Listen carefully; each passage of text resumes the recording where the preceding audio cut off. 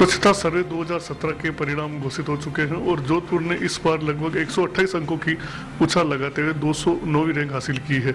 हालांकि राजस्थान का कोई भी जो शहर है वह 200 में शामिल नहीं हो पाया, जो कहीं न कहीं चिंता का विषय है। हमारे साथ जोधपुर के मेयर घनश्याम ओझा मौजूद है। आइए उनसे जानते हैं कि आखिर कहाँ कमी रही और क्या सुधार की गुंजाइश है। सर, ये बताएं कि क्या जो परंपरागत कचरा उठाने का तरीका है उसमें राजस्थान पिछड़ा है या क्या कारण? चिंता का विषय है कि हमने बहुत प्रयास किया कि हमारा नंबर और रैंकिंग नीचे आती, लेकिन साथ ही थोड़ी खुशी भी है कि पिछले वर्ष जोधपुर शहर का नंबर 331 पे था और इस बार 207 पे आ पाया। कहने का हम ये भी कह सकते हैं कि बाकी शहरों के मुकाबले हमारी रैंकिंग अच्छी रही है। फिर भी हम ये प्रयास करेंगे कि अगले वर्ष हमारा इसमें और अच्छे अंक मिले, जैसे हमारा नंबर और हम टॉप में आ सके। पिछले जो सर्वेक्षण हुआ हमारा, इस सर्वेक्षण में जोधपुर की जनता ने, हमारे नगर निगम के कर्मचारियों ने, हमारे अधिकारियों ने, हमारे पार्षदों ने एवं जनप्रतिनिधियों ने बहुत अच्छा सहयोग किया। इसी कारण हम लोग 331 से 207 पे आ पाए। जो हमारा रैंकिंग कम रही, इसमें सबसे 3 बड़े कारण हमारे रहे जिस कारण हम लोग और अच्छी रैंकिंग हासिल नहीं कर पाए। सबसे एक जो ज़्यादा मार्क्स मिलते हैं वो डोर टू डोर कचरा संग्रहण के लिए हमने कई प्रयास किए, लेकिन डोर टू डोर कचरा संग्रहण का हमारा हो नहीं पाया और टेंडर प्रक्रिया जारी है। मैं समझ अगले 3-4 माह में ये काम हो जाएगा। इसके बाद में वेस्ट टू डिस्पोज ऑफ है, वेस्ट जो इसका जो हमारा गार्बेज है, जो प्रतिदिन लगभग 500 टन होता है, इस 500 टन का किस प्रकार डिस्पोज किया जाए, तो हमने वेस्ट टू एनर्जी की टेंडर जारी कर दी है और मैं समझता हूँ अगले 3-4 माह में काम शुरू भी हो जाएगा। उसके बाद में पब्लिक टॉयलेट है।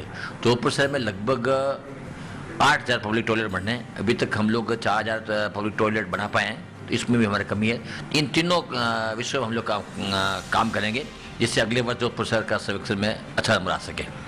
तो ये थे जोधपुर के मेयर, जिनका ये कहना है कि उनकी जो रैंकिंग है उसमें काफ़ी सुधार हुआ है, लेकिन फिर भी अभी भी सुधार की गुंजाइश है। और इस साल वह जो मुख्य रूप से डोर टू डोर कचरा संग्रहण, पब्लिक टॉयलेट और वेस्ट टू कचरा एनर्जी, इस पर पूरा ध्यान देंगे ताकि जोधपुर को प्रथम 100 सिटी में शामिल किया जा सके। फर्स्ट इंडिया न्यूज़ के लिए जोधपुर से जुगल डमल के साथ शिव प्रकाश पुरोहित। मनीष पारिक साहब, आपका रुख करना चाह रहे हैं यहाँ पर। एक सवाल है, जब 2 अक्टूबर आती है, प्रधानमंत्री जी कहते हैं कि स्वच्छता पर ख्याल रखिए, तो पूरी भारतीय जनता पार्टी से मिशन के तौर पर लेती है। जयपुर के बाद जोधपुर भारतीय जनता पार्टी का बोर्ड है। एक तस्वीर हमने देखी, शिव प्रकाश ने बयां की, वहाँ भी माना कि कमियाँ हैं। कमियाँ मानने से काम नहीं चलेगा। 2 साल हो गए स्वच्छ भारत का सपना देखते हुए, लेकिन एक शहर को स्वच्छ नहीं बना पा रहे। कहाँ पर सरकार की पूरी तरह से मंशा सिर्फ तस्वीरें खिंचवाने में है? नहीं, बिल्कुल नहीं अश्विनी जी। आपने देखा, पहली बार स्वच्छता को इज्जत की नजर से देखा गया है। लोगों ने जुट गए, लोग सफाई करने में, अपने नंबर बढ़ाने के लिए सफाई कर रहे हैं। आप देखिए, ऐसा आलम देश में कभी नहीं था। बड़ी बात यह है जो संसाधनों की कमी है। अब जब भी नगर निगम की बात आती है, सेल्फ सफिशिएंट नगर निगम होना चाहिए, उनके अपने आय के साधन होने चाहिए, टैक्स की रिकवरी होती नहीं है, पैसे की कमी पड़ती है। पैसे की कमी होते ही डोर टू डोर कचरा कलेक्शन नहीं हो पाता है। और सरकार ने, मुख्यमंत्री जी ने वादा किया था कि जो निगम मांगेंगे देंगे, लेकिन जो बजट बनाते हैं आपके वक्त से आज तक बता दीजिए कितना बजट बनाया और क्या पूरा पैसा मिला? नहीं, बड़ी बात यही है, मैंने कहा ज्यादातर बजट जो है वो उस विषय पर जाता है सफाई पे, और सफाई में तनख्वाह में चला जाता है।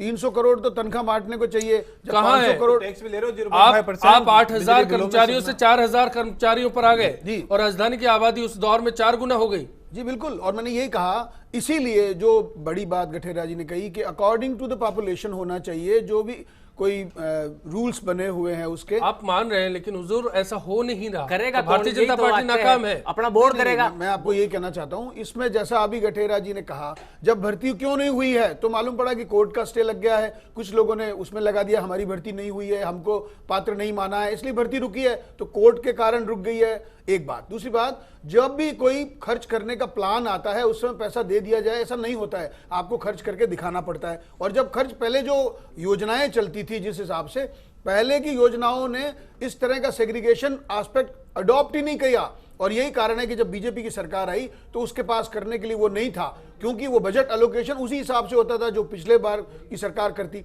तो इसके कारण थोड़ी गफलत हुई, लेकिन अभी भी जो प्रयास हैं, मुझे लगता है उसके कारण महीने 2 महीने में स्थिति निश्चित तौर पर सुधार में आएगी। क्या गठेरा साहब, आपको भी लगता है कि स्थिति सुधार में आ जाएगी? कोर्ट के कारण मामला अटका है या फिर इच्छा शक्ति, बोर्ड की इच्छा शक्ति है कहीं पर? मैं एक निवेदन करूं कि अब वो डिसीजन हो गया है कि सफाई कर्मचारियों की भर्ती पूरे राजस्थान में हो सकती है। अपने राजस्थान गवर्नमेंट का एक निर्णय हो गया है कि अब कोई भी कर्मचारी यो स्टे ला नहीं सकता है भर्ती पर, ये भी डिसीजन हो गया है। लेकिन अब भी जानकारी में आ रहा है, अभी आपने देखा होगा विधानसभा में माननीय मुख्यमंत्री जी ने कहा है कि संसाधनों से काम करा लिया जाएगा। मैं कहता हूँ बिना हाथों के काम नहीं हो सकता है। मैं फिर ये बात कहना चाहता हूँ और डोर टू डोर पर आज स्पष्ट करना चाहता हूँ कि जो मंशा हमारे बोर्ड की है डोर टू डोर वाली, वो बहुत गलत है। मैं आपसे निवेदन करना चाहता हूँ, आने वाले समय में मानसून आ रहा है, डोर टू डोर कलेक्शन वाले हैं जो गलियाँ साफ़ कर लेंगे, नाले साफ़ कर लेंगे या मेन रोड को साफ़ कर लेंगे। जब ये सारी चीज़ें होंगी, वो कंसेप्ट तो है, लेकिन उसके साथ साथ पैरेलल व्यवस्था होनी चाहिए। जब ये चीज़ें होंगी नहीं तो वो सारा जो डस्ट है, गंदगी है, वो रोडों पे आ जाएगी। वो भी आने वाले 2 समय बाद आपको नज़र आएगा कि हम गलत रास्ते जा रहे हैं, सही रास्ते जा रहे हैं। हमको ये पूरी जानकारी रहनी चाहिए कि किस काम को करने से क्या नुकसान है, क्या फ़ायदा है। इसलिए मेरा कहना है, बोर्ड को इस बात की समझ नहीं है। नहीं, बोर्ड को तो समझ है, लेकिन जो लोग अंदर बैठे हुए हैं, जो बोर्ड को, अधिकारियों को, महापौर जी को, इन लोगों को मिसगाइड करते हैं, उनका एक बहुत बड़ा लाभ छुपा हुआ है इसमें, डोर टू डोर में और ठेके में। चलिए मैं तो सुशील उसी जी रास्ते पे ले जाते उससे पहले कॉलर हैं खालिद साहब बीकानेर से। नमस्कार सर। नमस्कार सर। बताएं। तनख्वाह लेने की आदत है सबको, लेकिन काम करने की आदत नहीं है। कहते हैं भाई हमारी नौकरी दो मत किसी और को, क्योंकि हमें भी आपका शहर साफ सुथरा है क्या? आपका शहर साफ सुथरा है? मैं ये कहना चाहूंगा, सफाई कर्मचारी है कांग्रेसी विचारधारा के, इसलिए वो भाजपा को बदनाम करने के लिए करते नहीं काम। धन्यवाद आपकी इस राय के लिए। सुशील जी, मैं आपके पास आना चाहता हूँ। खैर, इस राजनीति से परे व्यवस्थाओं की बात है, बोर्ड की नीयत की बात है। क्या बोर्ड की मंशा इस बारे में है? कितना स्पष्ट हो पाता है बैठकों में, और बैठकों में क्या सफाई पर डिस्कशन होता है? नहीं, डिस्कशन क्या, मैं आपको निवेदन करूं कि मैंने पहले भी आपको कहा था कि नीयत साफ होनी बहुत जरूरी है। बोर्ड कोई फैसला कर देता है, बहुमत इनका है, यदि हम इसका विरोध भी करें तो भी नहीं होता। जो ये जो एजेंडे लेके आते हैं वो एजेंडे पास हो जाते हैं, क्योंकि बहुमत है बोर्ड का, मेयर इनका, सरकार इनकी, सब कुछ इनका। अब वो कोई भारतीय जनता पार्टी का लगा है, अभी वर्तमान में जो पार्षद या कोई मेयर या डिप्टी मेयर आते तो उनसे बात भी करते, वो बताते। अब मनीष जी बैठे हैं, ये पिछले कार्यकाल में मेरे साथ रहे थे, प्रयास किया गया लेकिन सफलता नहीं मिली। मैं आपको ईमानदारी से बताऊं, नीयत साफ नहीं है।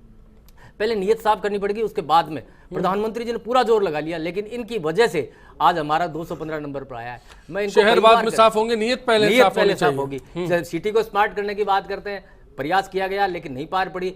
मेयर तो जरूर इन्होंने स्मार्ट कर दिया 2 साल में, पहले मेयर था, ने स्मार्ट मेयर बैठा दिया। सिटी स्मार्ट नहीं हो रही, सिटी की सफाई नहीं हो रही, और बातें बहुत बड़ी बड़ी हो रही हैं, बहुत सफाई से, क्योंकि पढ़े लिखे बुद्धिजीवी आदमी है डॉक्टर साहब, तो ये बहुत बढ़िया बात है, स्मार्ट आदमी है, लेकिन धरती पर काम कैसे होगा? आप जब तक व्यवहार नहीं बना के चलोगे, उनकी मानसिकता तो ये रहती है बीजेपी का वार्ड है तो ठीक है, कांग्रेस का है, निर्दलीय का है तो साले को हटा लो, संसाधन हटा लो। चलिए, धर्म सिंह जी ने भी आरोप लगाया था, पहले इस पर स्थिति स्पष्ट करें मनीष पारिक साहब, मैं फिर बाद में धर्म सिंह जी का रुख करूंगा। जी, ये तो हो ही नहीं सकता।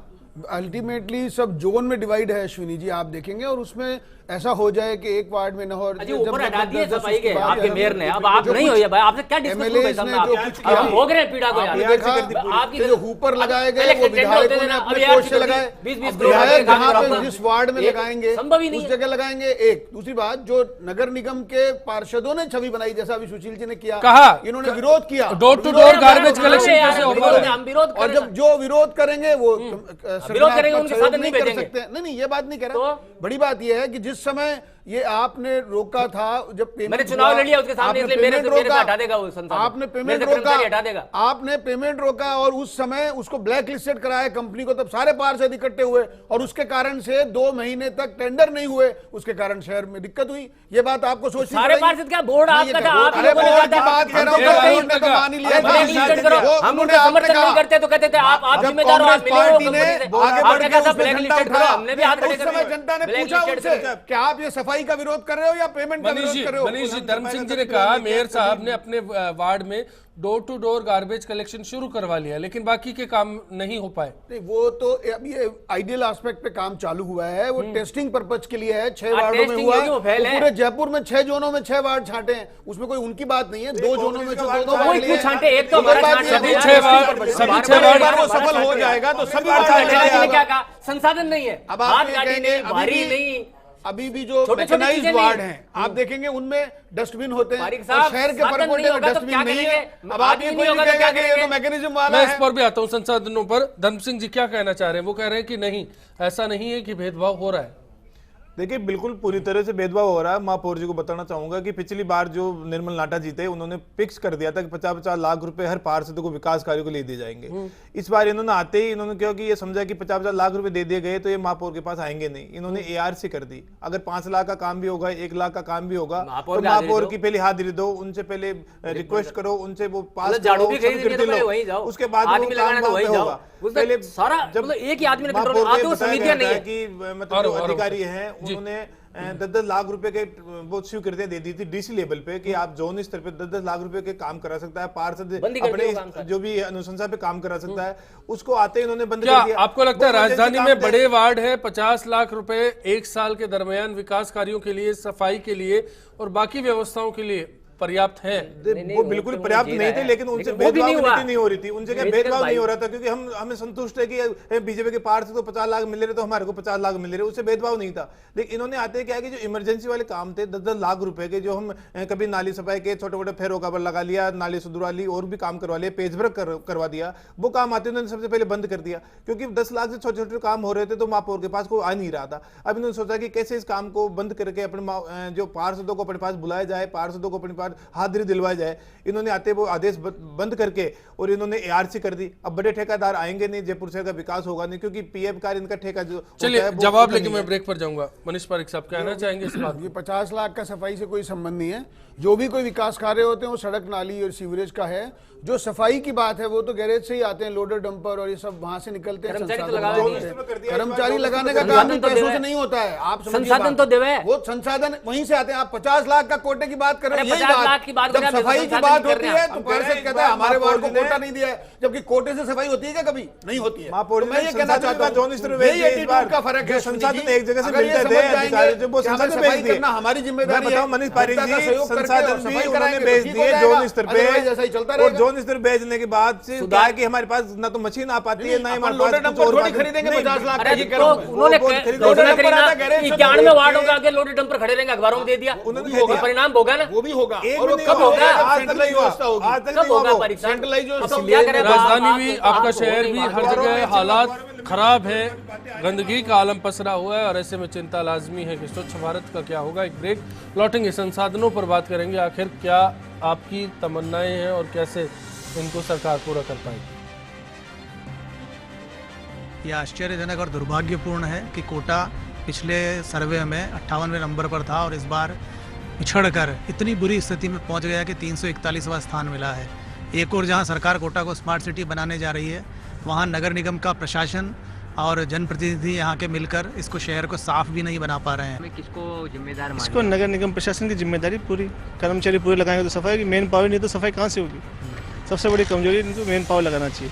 देखिए साहब, सबसे बड़ी बात यह है कि किसी भी अभियान की घोषणा कर देने मात्र से वो अभियान पूरा नहीं होता। राजस्थान में या हिंदुस्तान में माननीय मोदी जी ने जो स्वच्छता अभियान की घोषणा की, उसके बाद राजस्थान में भी इस पर अमल कितना हुआ ये आंकड़े बता रहे हैं। धरातल पर कोई भी निगम, कोई भी नगर पालिका, नगर परिषद काम करने को तैयार नहीं है।